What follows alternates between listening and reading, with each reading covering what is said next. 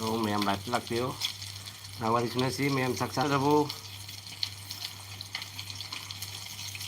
Mayam Chanarabo. Ay di hita. Halak ko tang ay chak thong ito ri.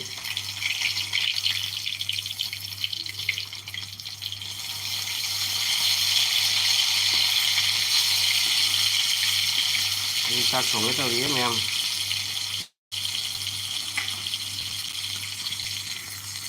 Ito halak ko tang ay di.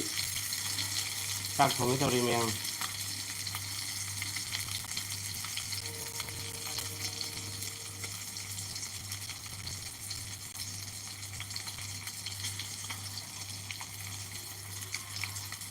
Ngahak.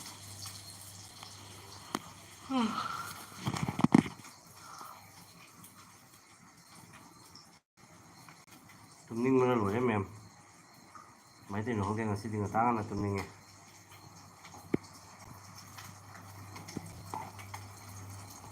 Tanay ko.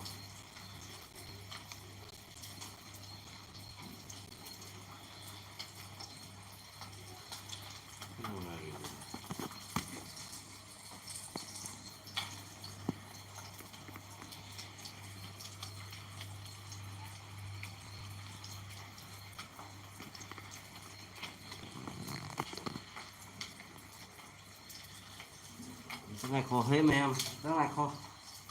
Ay loy. Sarap yan.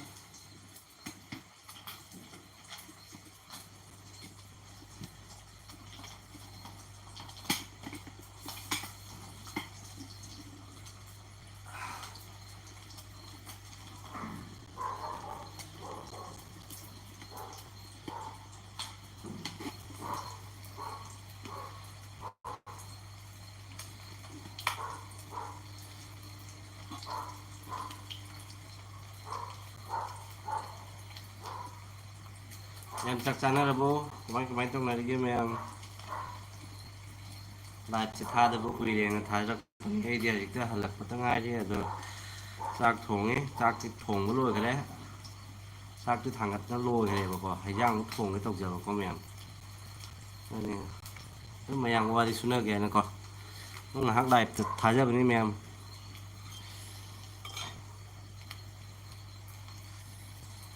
জীবনে জীবনে জীবনে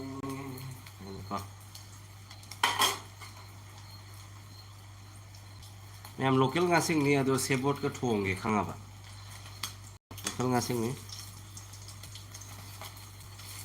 akhoi mi hum cha du mi ken nat mi khai ga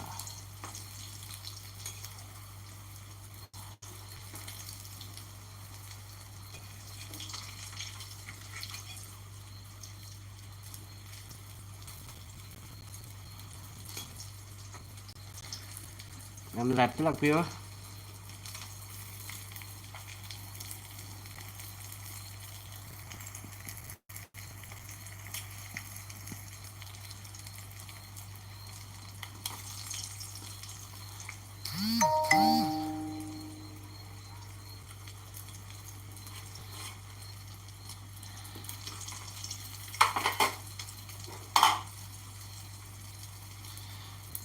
Yes, sir.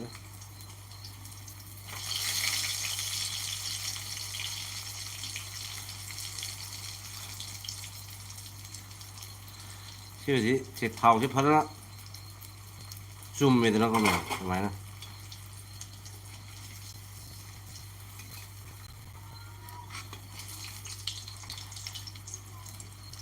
Mayam Chak Chanarabo.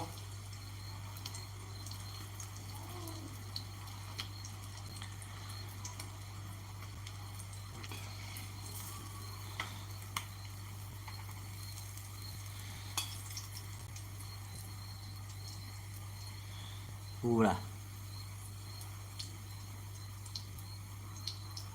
Mayam Chak Chanarabo Mayam Lives ti lao ngahak Wari Shana si Mayam zu haji thaba khanar ko matam ni wana ikhangi ado ngahatang kino tawre ga thongdo ya ga ngahak Wari Shana si Mayam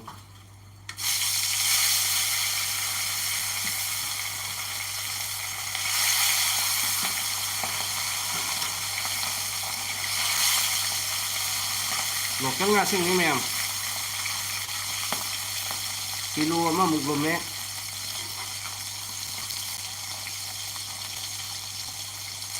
pasama gi nga ni ma'am only lupa sama gi nga sebot ka thongge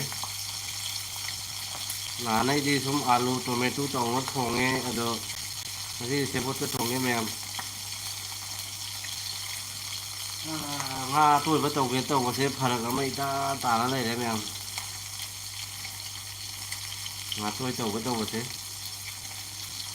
rồi nga si đi học sang chỗ in ngoài thì tàu đi vào khang apa mày khang bi bale cái cái mình này biết đâu cái gom mà ai cái ngọc sẽ cái gì nó nào ai ta đấy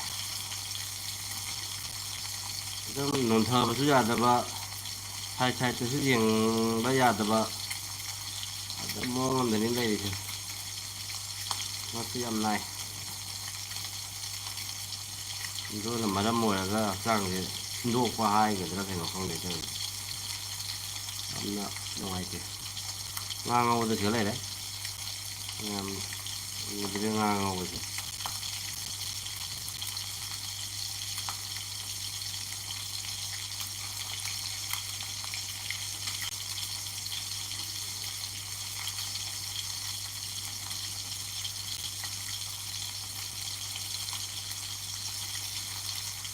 một cái ngà xinh này rồi mình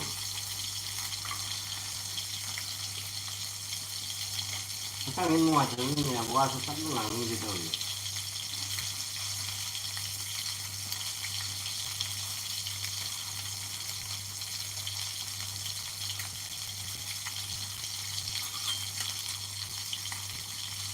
em xin riêng gì xí mà thằng tập tập năm em lại cái lâu ngã qua đi sang là cái gì nào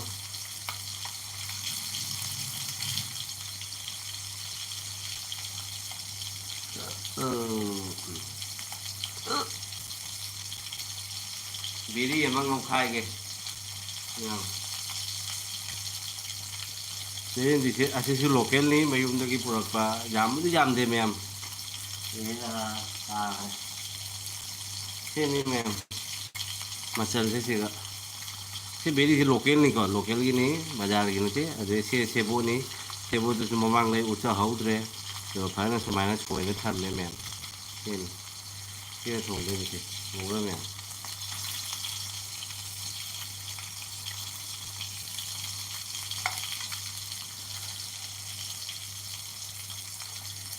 bây giờ đi sebo thì chúng chầm là ngầu cắt vào hậu cái mềm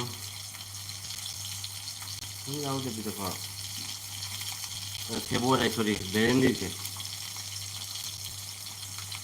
nó cũng phải chỉ mặt kia là mồi là cũng ổn hơn ra là nhiều không em mà khi mà quay thì dàn là rau đấy rồi sau đó cứ thằng cái này mèo thế mà nó là mấy ai cho anh mà ổn vậy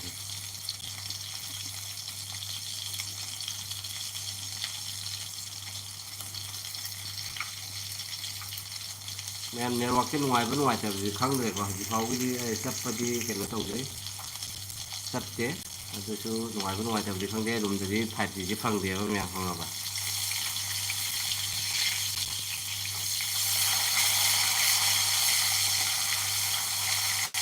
nhưng mà lúc chỉ phải chỉ phần thế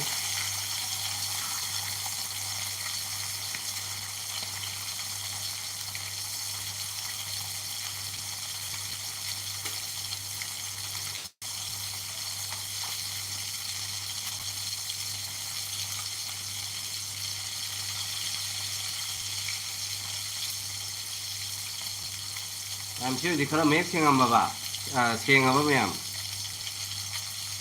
like thật là con mấy em ai cái tiếp like thế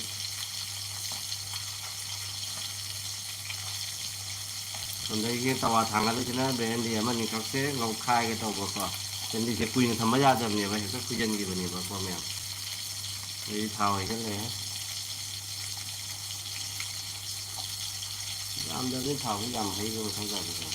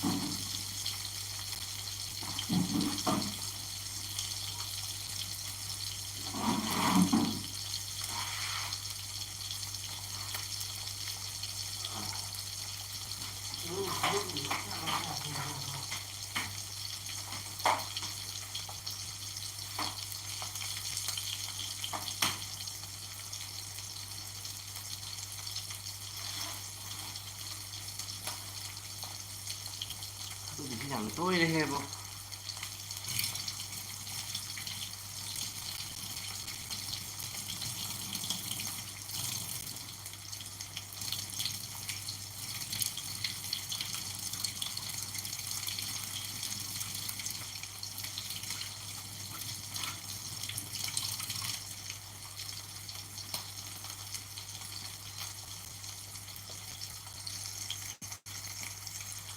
मछली बना रहा हूँ हमारा Manipuri style में।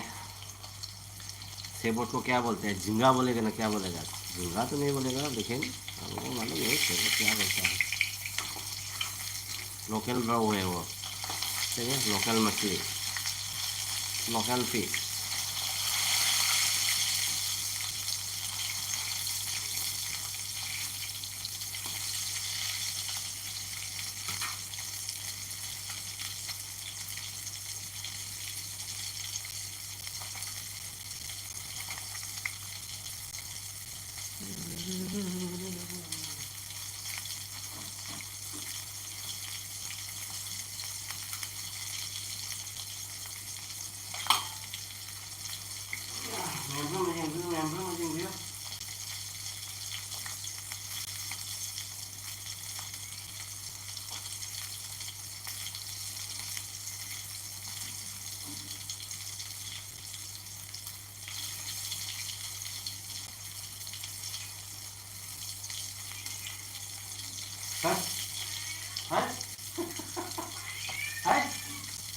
Aku ngomongnya memang ngomong, hai, bodoh, langsung dia saja, bodoh,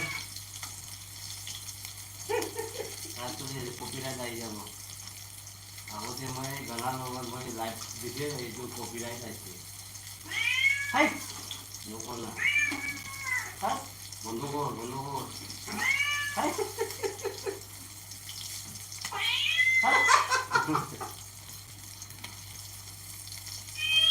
बोलो copyright है जो live चलिए से है हट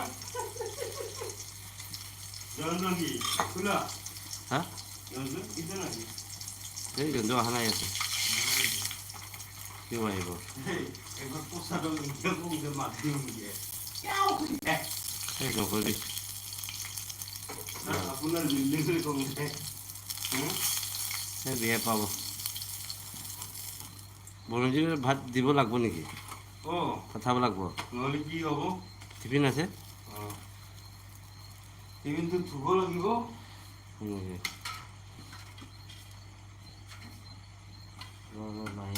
জলদি বনা।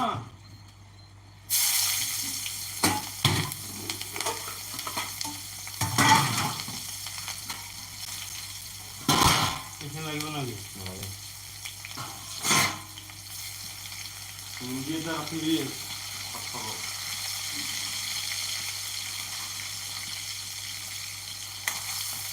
কি কৰিব? কিয়?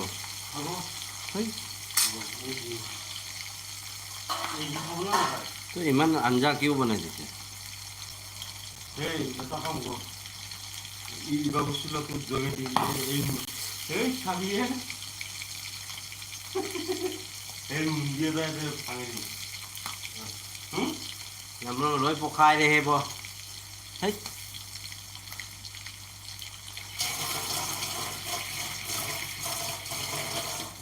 হেই 에 따와 또 튀고서 এই ভেন্ডি ভাজি কৰিব লোকেল ভেন্ডি হেই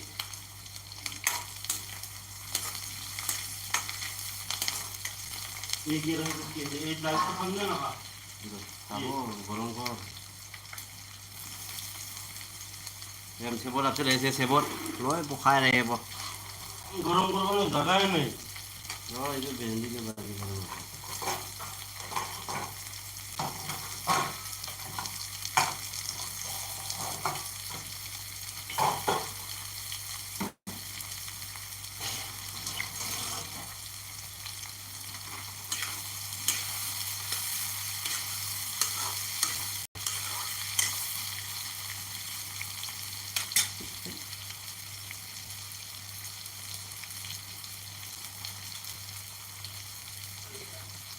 pokoknya itu memang pokoknya aku nak bernikah ขาแล้วยังไม่หน้าถุงได้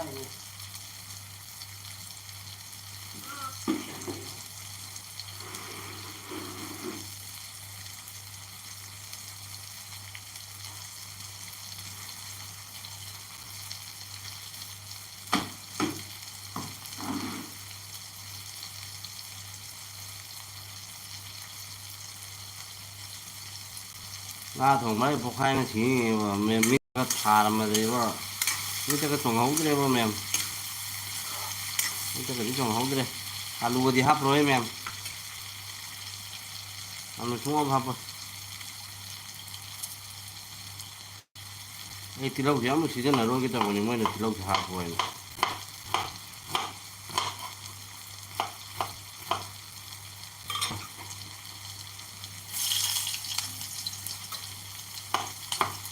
เบนดีเฮ้ย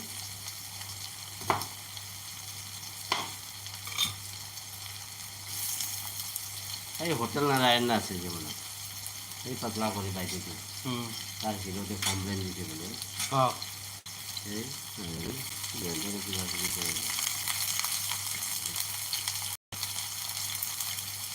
तो रखो ना जाते तो दाली को कारण में दाली ले तो मजा आवे ना तो हारो होय माथा तो ये बात तो एकदम डाले हारो तो यारो ही उलाई खाई थी जो अंजाते इतना दाली अंजादार माथा डालवन मुर्गे तो खाई क्यों तो माछ डाली दिया तो खाई तो बात दे तो बाबू मैंने अंजाते दाली से मैं इतना दाली local brand ini sih memang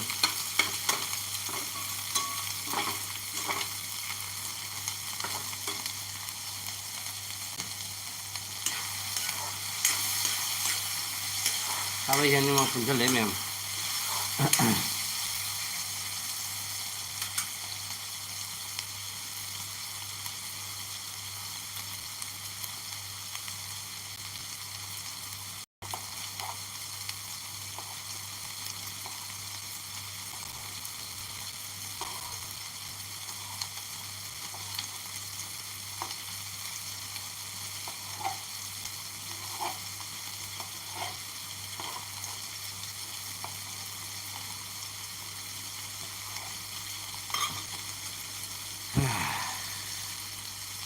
yang tomato habis sih mau kita aja nanti yang macam lapang nggak mau kau minta thok ini masih bung lawas ini nggak mau kau kerja saya kita yang ambil tingkat sana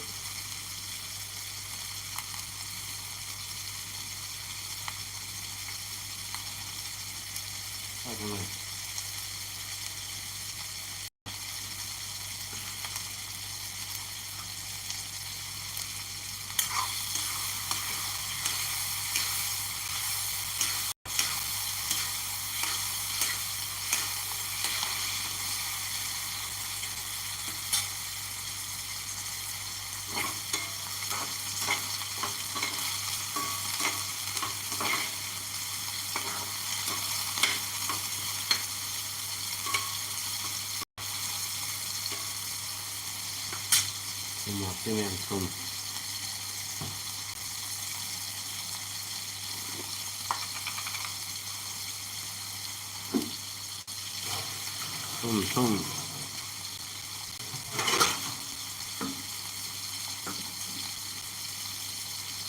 ini sih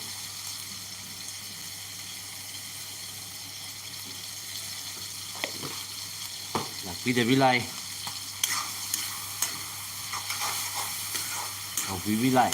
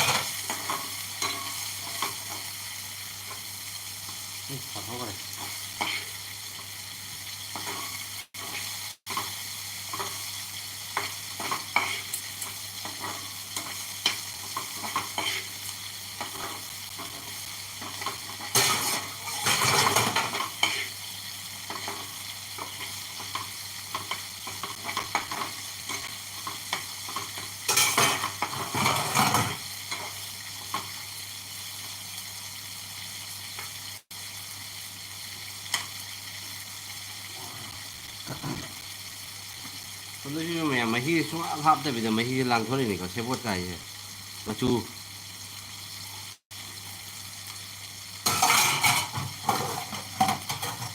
ꯃꯣꯔꯣꯛ ꯑꯁꯨꯕ ꯂꯩ ꯃꯣꯔꯣꯛ ꯑꯁꯨꯕ ꯍꯥꯞꯈꯥꯏꯔꯦ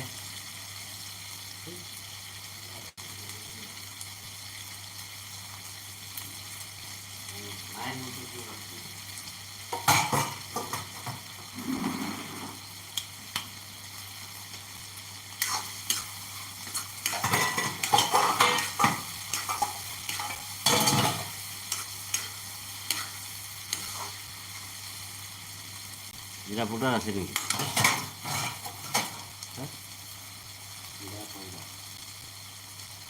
Dangul sih, dangul pakai tepot gitu. Hah? Gombal yang polisi. Hai, lagi gombal.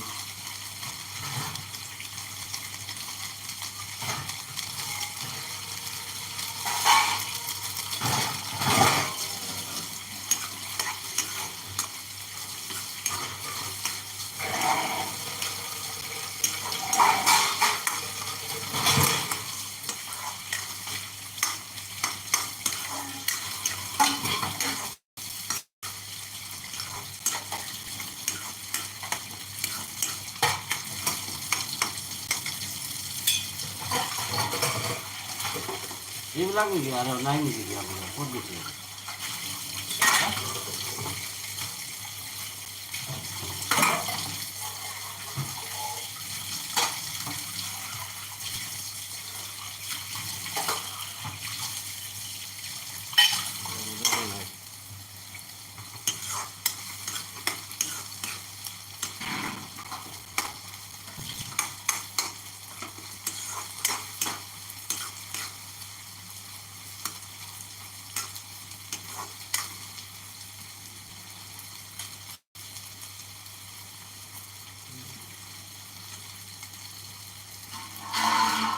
খাৰটো কি কৰিব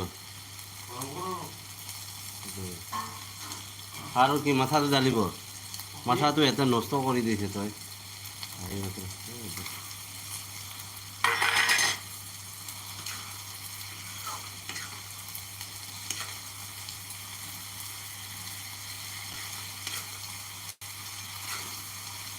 그만 ngọc hào rồi con thân rồi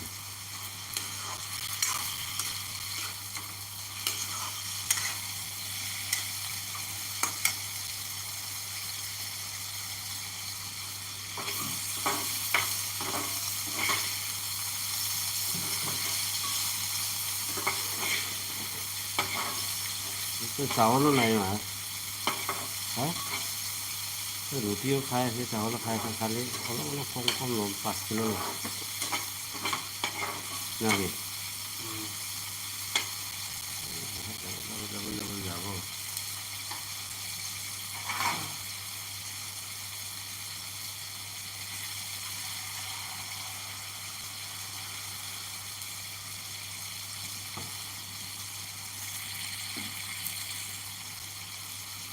mẹ mình xin ngày trước lấy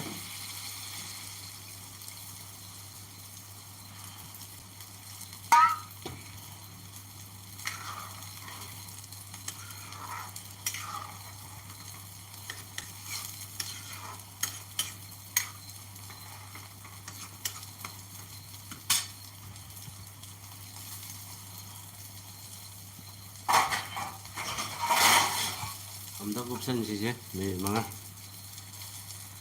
손 대죠 어이 이런 까오래 너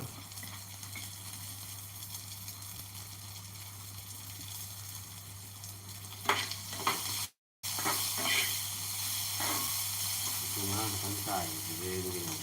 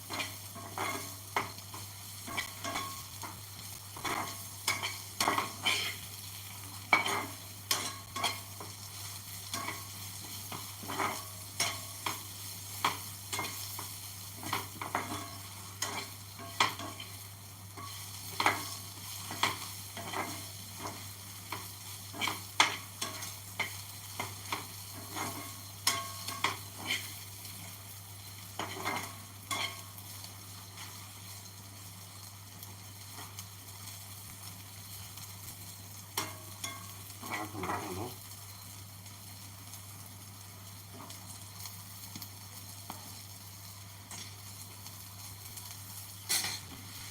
la la la la la la la la la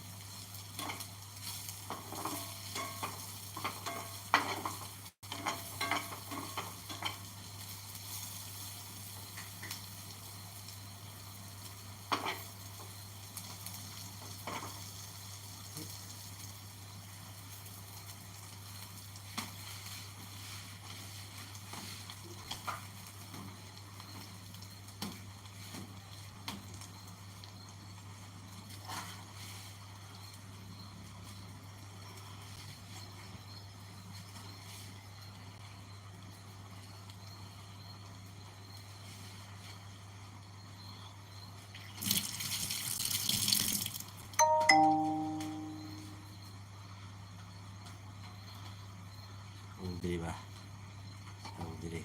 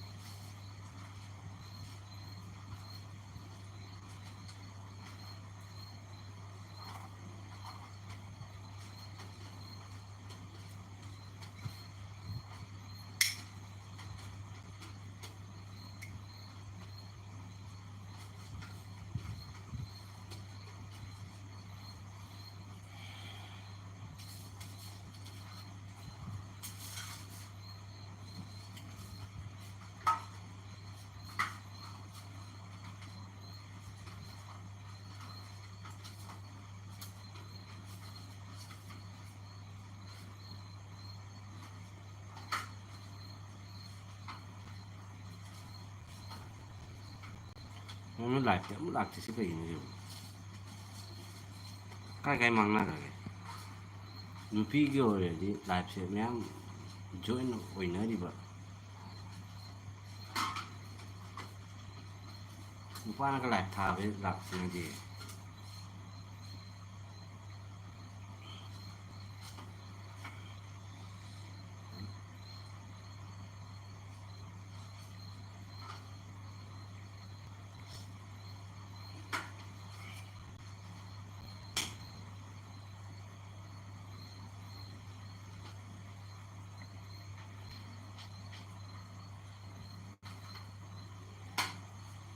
kali itu aja nih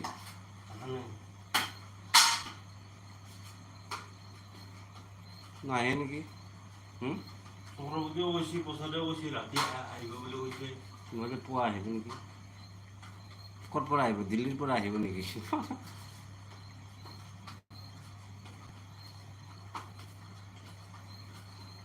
em ngã thùng mà đi lẩu, lại ta, come on.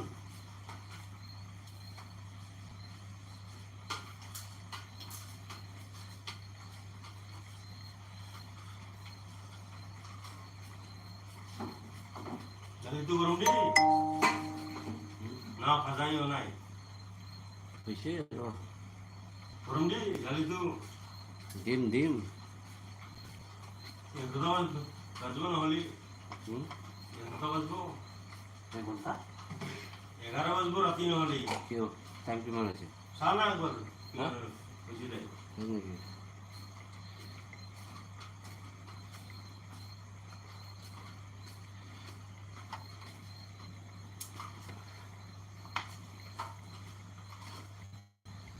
xong là Hawaii cần tắt.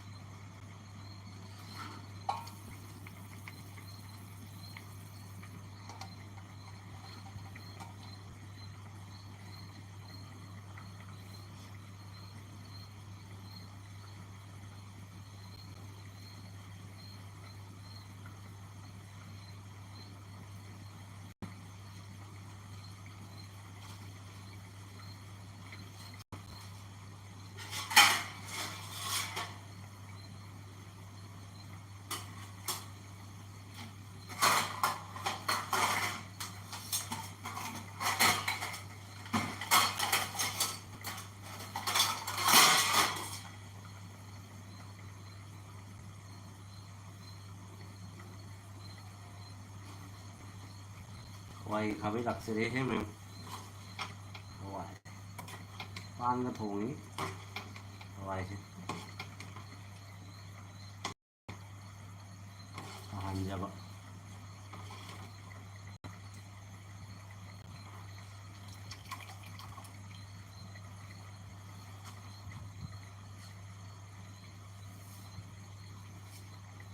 Hawaii cần tắc.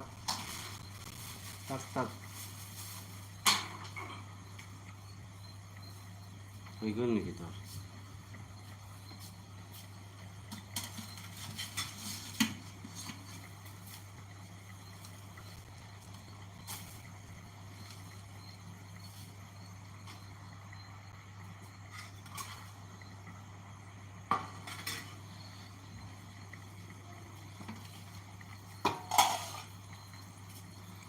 Không có số diện sẽ sầu cái này.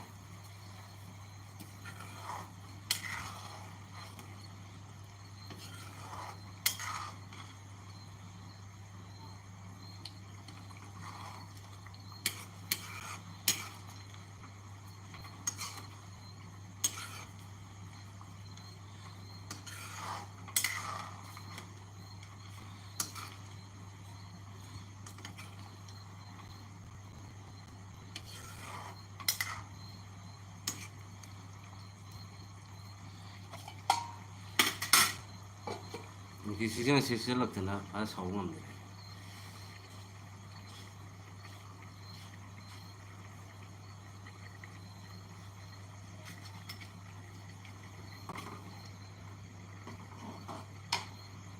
Quay thế cái sai cái này cho mẹ.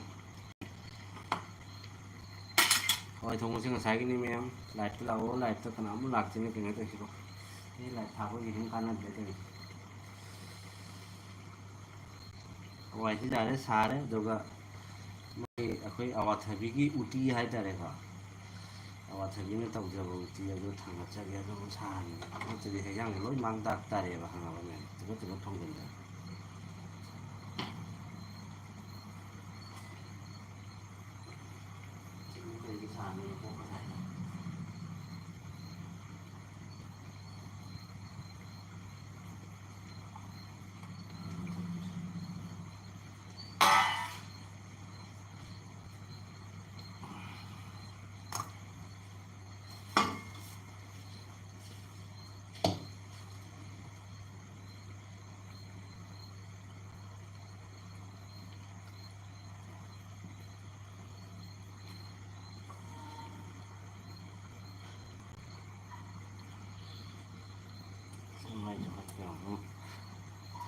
ꯀꯦꯟꯗꯜꯅ ꯇꯧꯔꯦ ꯁꯤꯅ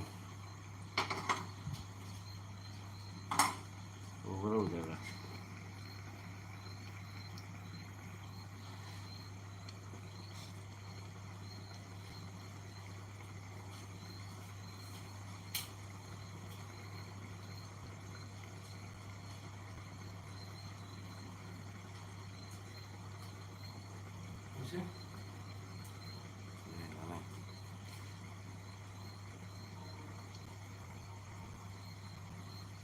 wala tu iman problem dia saya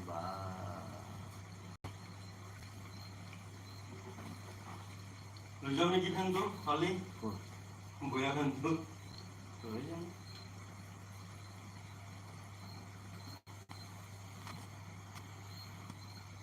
di mana bu Anggi lah apa nanti bisa no.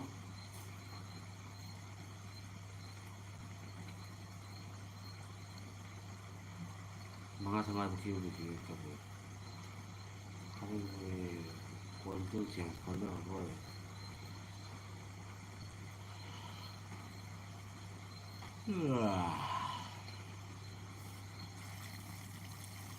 sahur hết mà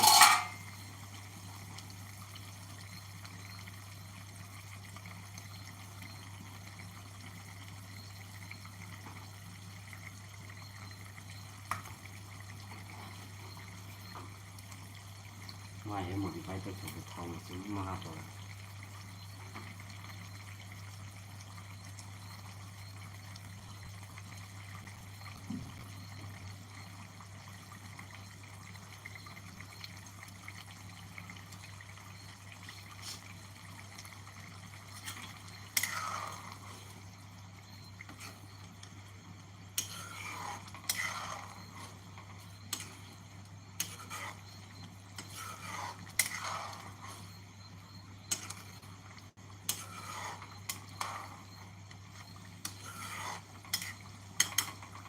cho roti đủ thôi roti ngã thòng rồi đấy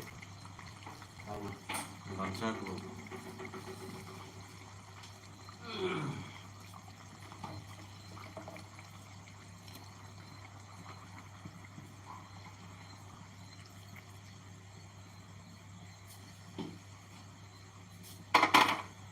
Apa tu dia?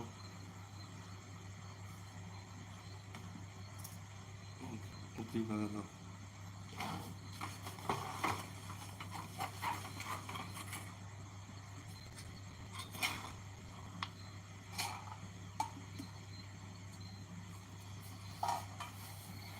đi lagi Iya.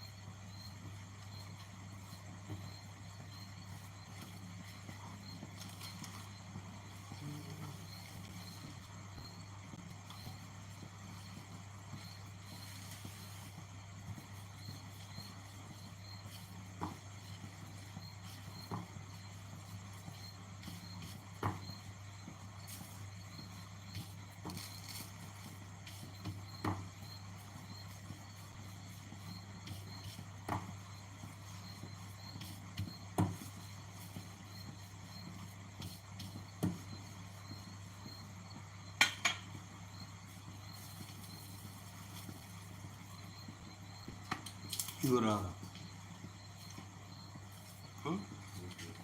Hah? Ye?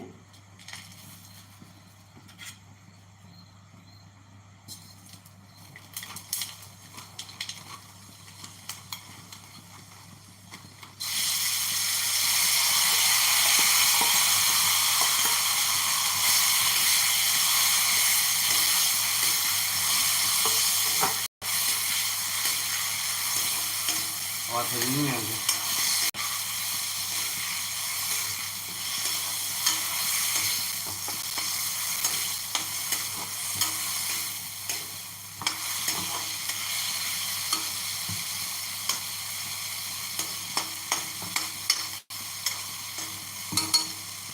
ꯊꯕꯤ ꯁꯣꯟꯗꯅ ꯇꯟ ꯍꯧꯕ ꯃꯈꯥꯗꯅ ꯉꯥ ꯊꯣꯡꯕ ꯂꯩꯖꯔꯤ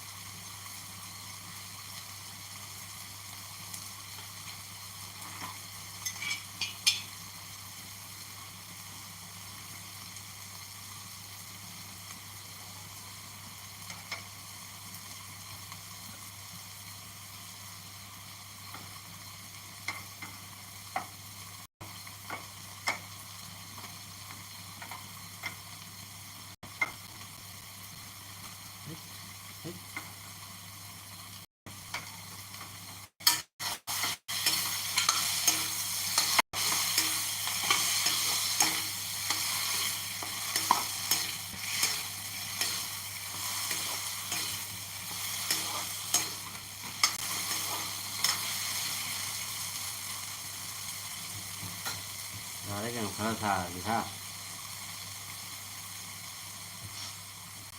khá thả gì à đấy mẹ đâu là phun đâu là cái dạ dạ dạ dạ yo